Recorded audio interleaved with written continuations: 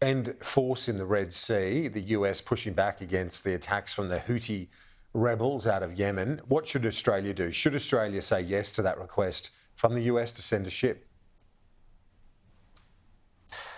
Absolutely, Australia should be supporting that request, and I'm puzzled that it has taken so long, and I'm horrified that the answer seems to be trending in the no direction. I mean, you know, the Suez Canal takes about 20% of the world's container traffic on any given year.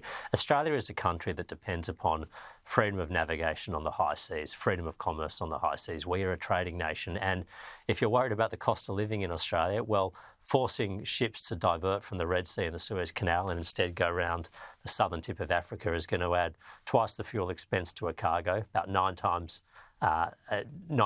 more days in transit. You know, it's going to exacerbate the very issues that are so front and centre of mind here. So we need to be tackling the disruption to shipping in the Red Sea. And if the US is assembling a task force, which they are, and they've asked their allies to contribute, which they have, Australia should be front and centre volunteering to do our bit almost straight away. And I just cannot understand do you think that why we're even the deliberating timing over this. Are you well, obviously you're surprised at the deliberation.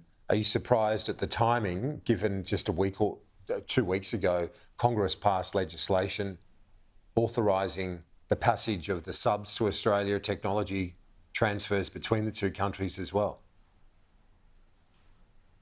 Yeah, look, exactly right. I mean, for the first time, the United States is prepared to share with a country other than the United Kingdom the technology for nuclear propulsed submarines. Congress has just approved Australia going and basically taking 3 Virginia-class nuclear submarines off US production lines and taking them for our own use.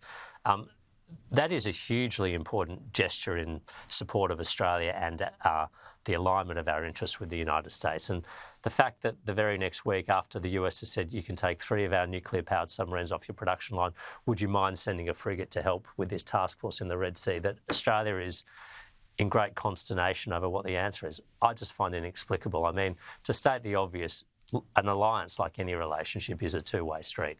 There's give and take, and the US has just done us a tremendous favour, which is in our national interest and also in theirs. But I think we should be keeping that in mind when they ask us to help do our bit to provide global security around the world.